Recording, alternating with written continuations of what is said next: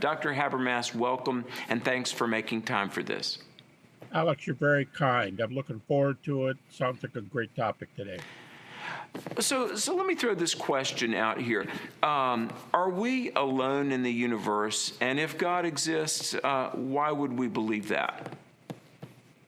Well, I think there's a lot of answers to that, and I usually answer on two levels. I would say there are good arguments for God's existence, and there are good arguments for an afterlife. Now, if you go back to the famous atheist, British atheist Russell, Bertrand Russell said, God and afterlife are the two standards you've got to believe in to be religious and to be an atheist. He called himself an agnostic, but uh, to be a good atheist or agnostic, you need to deny God and an afterlife. So on one hand, I would say we've got really good data for those two. A number of arguments for God. Of the arguments for the afterlife, I really like the argument from near-death experiences. But then if there's a God and an afterlife, then you have to ask what interpretation system, what worldview makes most sense of that data.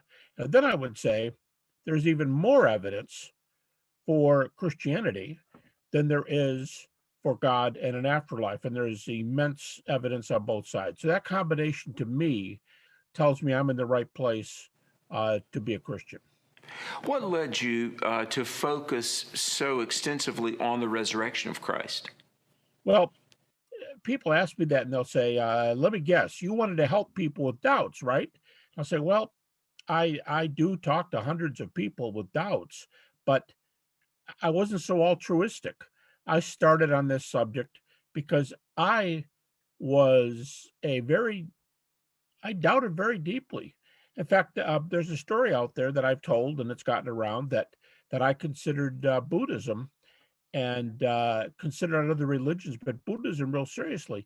And people might think, well, he was 15 years old or he just had a rebellious time.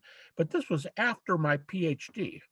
After my PhD, so I thought, I mean, at least you can check other options. I'm not blind to other kinds of data, and I've spent some serious time checking it. So resurrection for me was a subject that said, if this is true, it can hold the weight of Christianity in the sense that being raised from the dead would say a whole lot about the person who was raised because of all the incredible evidence for the resurrection.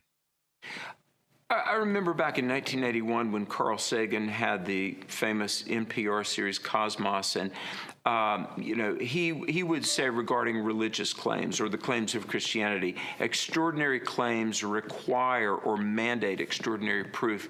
When we're talking about the historicity of Jesus or even the resurrection, is he right? Are the skeptics right in saying that if we claim God, miracles, Jesus, those are such extraordinary claims that we've got to provide just extenuating levels of proof or they can't take it seriously? What's your response to that?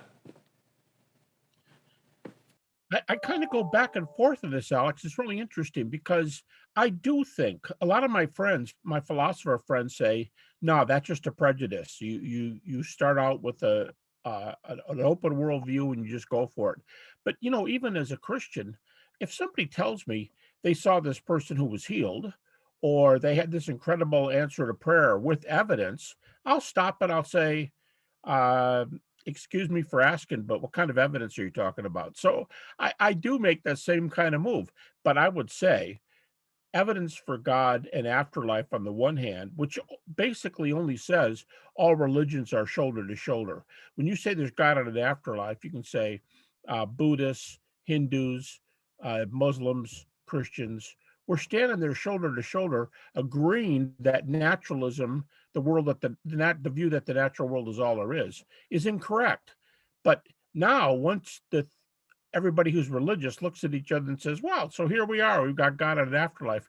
Then you have to start the hard work of where do the religious data lie. So, to me, there's two issues there, and resurrection helped me work through those data that the data more than any other question did. And after, I mean, years, I actually walked away from the resurrection at one point thinking you can believe it, but you can't show it's true. And it was only years later that I came to conclude that the resurrection happened with evidence. So it's been a long process, a long search for me. Two-part question. First, what are the main reasons for accepting that Jesus physically rose from the dead? Well, I use what I call a minimal facts argument, and it works like this. I will use, to make my point in this argument, I will use only facts which have two characteristics. Number one, each fact, if you can picture a fact sitting here, and every fact is evidenced by a number of other facts that come in to say, yes, that's a fact. That's the most important evidence.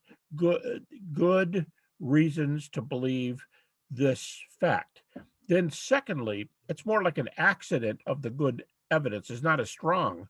But because of all that good evidence, skeptics in the field, now you got to be in the field. You can't have a PhD in some other field. Just because I have a PhD, that doesn't make me an English expert or an astronomy expert. But if you have a PhD in a relevant field, New Testament, theology, religions, the ancient studies of any sort, classics, you know what the data look like. And those folks who study that, it makes no difference if they're atheists, agnostics, or skeptics of any sort, Christians or other religions. Those who've studied the data report, like Bart Ehrman, the atheist, University of North Carolina, Garrett Ludeman, the atheist from New Testament scholar from Germany, they will all grant these facts. So that's basically what I go with. Data that are so well established that everybody accepts them. And what can we say from those few pieces of data alone? I only use 6 of those, which I call minimal facts. I try to build a case on the data that back up those facts. Okay. And what are those facts? Well, if I had to say them real quickly, Jesus died due to crucifixion. I'm working with a couple of guys right now on an article for a medical journal that summarizes where medical doctors are on this topic, those who have actually investigated crucifixion. Secondly, the disciples had experiences that they believed were appearances of the resurrection. That's all I need. They thought they saw the risen Jesus. 3, these were proclaimed very, very early. And this is probably the biggest area of change. Atheist New Testament scholars will allow that, as Garrett Ludeman says, that material was preached and taught immediately after it occurred, whatever the experience is. And he doesn't believe in the resurrection, but whatever the experience was, they began preaching it immediately. So it was very soon. Fourthly, their lives were transformed to the point of being willing to die. Now, many people are willing to die, but virtually everybody is willing to die for a theme, for a message. The disciples were the only ones in history who were willing to die because they thought they saw an actual resurrection. And then 2 skeptics, Paul and James, both unbelievers, James, the brother of Jesus, both unbelievers before, both believers after, because they think they also saw the risen Jesus. Now, I often throw the empty tomb in here. I don't call that a minimal fact. That's for another reason. But there's over 20 critical reasons to believe in an empty tomb. You throw all of that together, and there are some really strong considerations here, and even skeptics will tell you that. If Jesus rose, then what may we conclude from that? Well, I can't think of a better example. A mathematician's been writing to me just the last couple of days and says, let's put this into a mathematical formula. And we've been working on this. But here's the question. If Jesus was raised from the dead, and if there are no other evidenced resurrections of major religious founders, that makes him look like, all right, what do you want to tell us? And he predicted it ahead of time. By the way, that's admitted by almost all skeptics now, or at least the majority. To predict it means you got to know something about the world and something about the plan, or you wouldn't know something was coming this big. So he's part of this plan. He said over and over, his miracles are a sign. That's what miracles mean. They're a sign that what he taught was true, and that he was going to rise from the dead. And then he did it. To me, that says a lot of things, because he claimed to be deity. So I've got to look seriously at claims to be the Son of God. if the resurrection happened, there's an afterlife. So that happened. That helps us with the near-death experience. It's very similar, only this is a specific case. I think the main thing is if dead men don't do much. So if he's dead as a doornail, somebody had to act on him if a resurrection occurred. He said it was his father. He said his father was approving his teachings. And I wouldn't just go willy-nilly and say everything he said in the universe is true, like there's sparrows out in that tree outside. I would say that only the most central things are known to be true. And his central teaching is he claimed to be deity, and he said, here's a kingdom. There's a kingdom coming, and I'm the path to the kingdom. Rudolf Bultmann, the famous German skeptic, said, Jesus said, in me, you're confronted with the facts that will get you into the door of the kingdom. It's the key. Jesus' teachings, Jesus himself is the key to the kingdom. That was his number one teaching. It's allowed by virtually everybody. The kingdom of God and how to get there was his central teaching. And I've got to say, wow, if he was raised from the dead, I better listen to his exhortation there. You're working on a major work. You and I discussed this the other day of ancient evidence for the life of Christ, the naturalistic rejections of the resurrection refuted, and then positive arguments for the resurrection, like you're giving right now. How large and how extensive are these positive pages of research in favor of Christ? Well, right now, it's got to be edited. So the number's going to change and it's going to go up, not down, because I have a tendency to be a little verbose. But right now, it is at 5,200 pages for the life, just the bare fact that Jesus existed, but chiefly for the death, burial, and resurrection of Jesus, 5,200 pages. You know, earlier this week I was talking with J. Warner Wallace, Cold Case Christianity, and we've, you and I have interacted and worked together for years, and I think about the late Norm Geisler and Lee Strobel. I mean, a lot of these guys like yourself that are living Christianity, defending Christianity, I mean, these guys are not dummies. These are scholars whose life and trade is seeking through evidence and finding facts.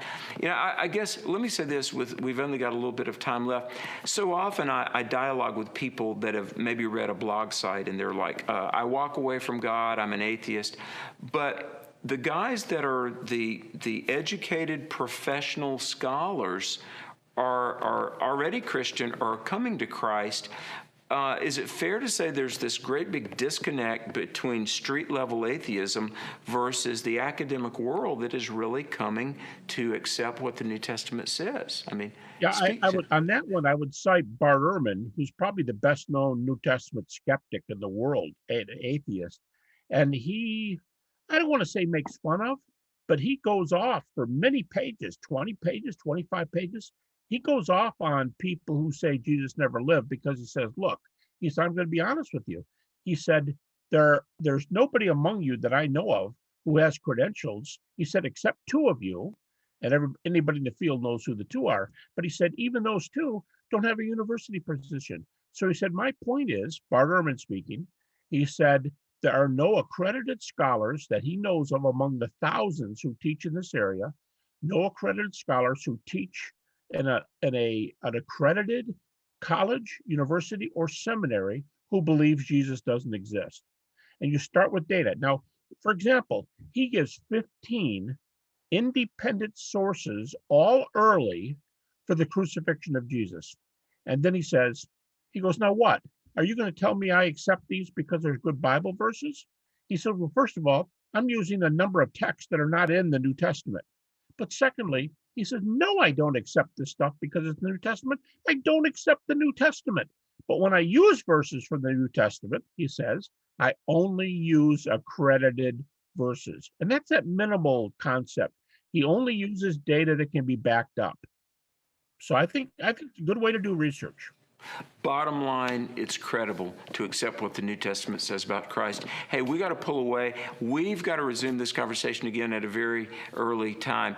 Habermas, Dr. Habermas, I want to say thanks for your time. I wish you and your family a great new year, and let's visit again soon. Sounds good, Alex. I look forward to it.